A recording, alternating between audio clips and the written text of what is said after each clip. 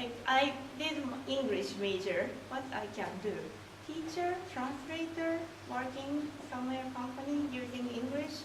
So usually students major in Japanese, double major with business or econs or engineering or something like that. Okay. One of my students last semester who are taking 101, which is elementary Japanese, majoring science and want to double major Japanese. He was in like first semester. Then he asked me what he can do with science and Japanese major. What can you do? Like I just cannot say. Like there are less people maybe who speaks Japanese as a scientist, or like as when he works at the institution, there are less people. So like, he might do some science things and translation things together, or I don't know. But like I told him, he can try and figure it out. Okay, but like there are many people who want to at least not like major but double major, and there are many minors too. And our school offers Asian studies, so some students major in Asian studies and minor in Japanese. So that's popular one too. And as for the language courses, we have 3 different levels. The first one is elementary. So elementary 1 and 2, like we offer fall semester and spring semester. And second year, intermediate Japanese, fall semester and spring. And third year is the advanced Japanese course, fall and spring. Plus, we offer authentic Japanese reading. This is kind of new one. They read, like after they finish advanced Japanese 1, they can take this course. They read short essays about like Murakami Haruki, or reading articles in the newspaper. It's kind of tough, like so many kanji you can see now. And next semester I'm teaching writing course, like advanced writing. So in language courses from elementary to advanced, they write, of course, like sakubun essays, like mostly about themselves. But in the advanced Japanese writing course, I want them to write something more neutral, not about just yourself, not just personal things. So you might write in Japanese some like reporto, academic papers in other courses like business or econ. Okay, I want my students to write these papers in Japanese, like American students in Japanese. Okay, that's my goal.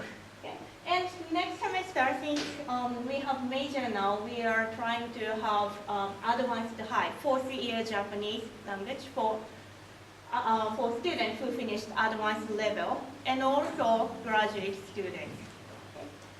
So these are the language courses, and in total, like every semester, we have about 130 to 150 students, which is a good number, I think, yes, with these courses. And also, other than Japanese language courses, we have content courses, which is like literature, culture, or history courses, offered in English. So those who have never studied Japanese can take these courses. And for my major or minor, they need these courses too.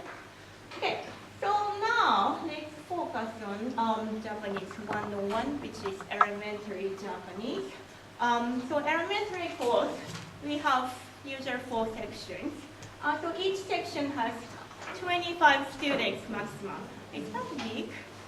It's big for me. Okay, like usually some students drop, like some for their business, like they have some time conflict or Japanese is too difficult. Some students drop, so usually 20 at the end. But like some schools have 15 maximum, that's great. They have money, the school has money. But like 20 is I think a good number. But some schools offer Japanese class with 30 students, which is a lot. Okay. We offer Monday through Thursday every day, and Monday and Wednesday we have 60 minutes, and Tuesday, Thursday 85 minutes. I think like I've taught before other universities, and usually American university offers like 50 minutes class for language. So this is a little bit strange schedules.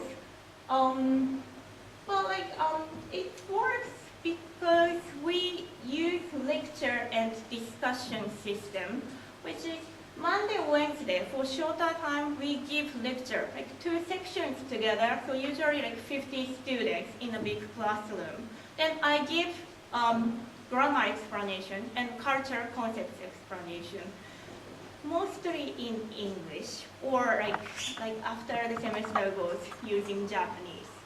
And Tuesday, Thursday, discussion section, which is the 4 sections, like 1 section, like usually 20 students each. So they can practice Japanese in smaller section. So I don't let my students speak English or any other language, Korean or Chinese, in discussion section. At least I try not. Sometimes they do, but I want them to speak other languages. Okay? And students are like freshman to senior. So this is 101, which means lower level courses. So mainly for freshman and sophomore year students. But like there are some students who really want to take, who didn't have time for freshman or sophomore year. They still take like senior, junior, or graduate students. They still take Japanese courses, and we accept them. And they usually have high motivation, but they cannot continue because they are graduating. That's really sad. Okay. So let's see. On the first day of Japanese 101, elementary Japanese course, what should I do? Like on the first day of your university course, what you learn, what you do, what teacher do?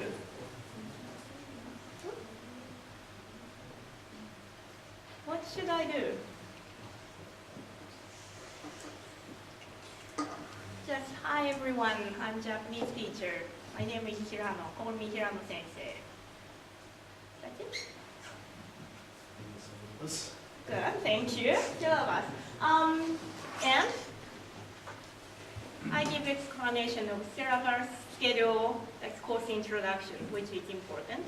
And Kanji quiz. oh, kanji quiz! Okay. How many can get full marks? Good. That's a good way. I should take it. Thank you. And on the first day of language class, there is one thing you cannot do other day. What is it? Thank you. Somebody like more?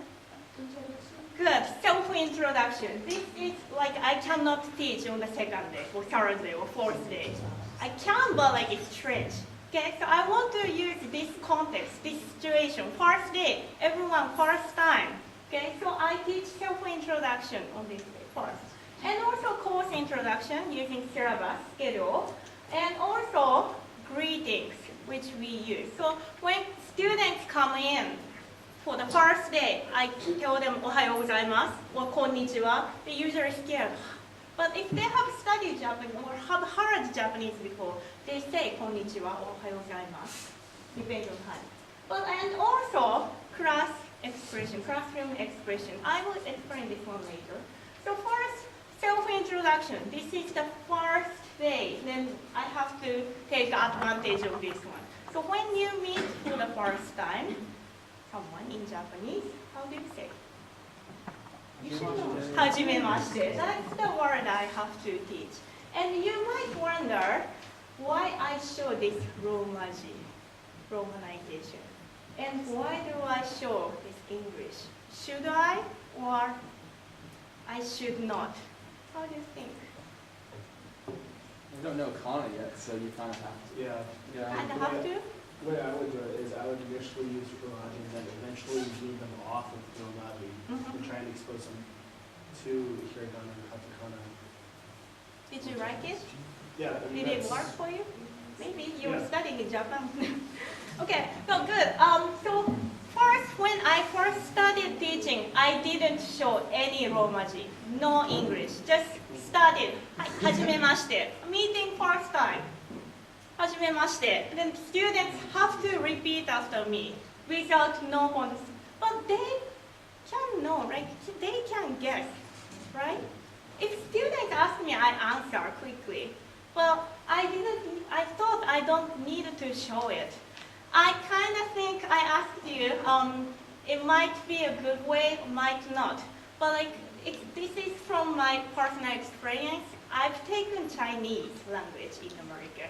And my teacher studied Chinese on the first day. That scared me a lot because I had no Chinese experience. Okay? So I thought it would be nice to at least to see something on the first day. Okay, so はじめまして. And now, what do you do? はじめまして. Bye. はじめまして. 私は Your name. So now you can say your name using this. And also, well, this is the regular Japanese. どうぞよろしくおよろしくお願いします. This is the expression I teach on the first day before giving syllabus or schedule. Okay? Because this is more like useful in this situation. Okay? And now, students know how to say はじめまして、ななです。どうぞよろしく. What should I teach? What this picture shows? How do you do はじめまして? Well, I just say it like this way. But Japanese do bow, so ojigi. So I have to teach this one too. This is part of Japanese culture. And I think this allows another discussion. You see this female person and male person difference with hands. Okay. I told my students later, like Japanese really has gender differences in the language and or behavior too. But like, so usually girls, female do like this way or guys do this way. But like it depends on like personalities or you don't need to follow. But I just introduce these ways. And now you have to bow like this way and you don't look up like this way. You have to look down when you bow. Okay? So it's like step by step. Okay? Because it's totally different language. If you are Japanese, you might not know this. If you are Asian, like it's similar, but like I'm teaching in the US, like English, Japanese are totally different, you might already know. So I teach step by step, especially this is the first step. So practice, after I taught like these three expressions and how to bow, they can practice each other. Like I tell my students to greet each other, introduce each other, like 5 students, 5 of your classmates, then get to know each other. Okay, so this is the thing you can do on the first day. You have to do on the first day. Okay, and next I'll teach greetings because this is another useful one I can use from the second day. So first, like I just give context and also the cute pictures. And like some of them might know this is Ohio. And also, again, I show now Romaji here. So some visual learners, I'm personally visual learner, so I really want to see something, not just picture, like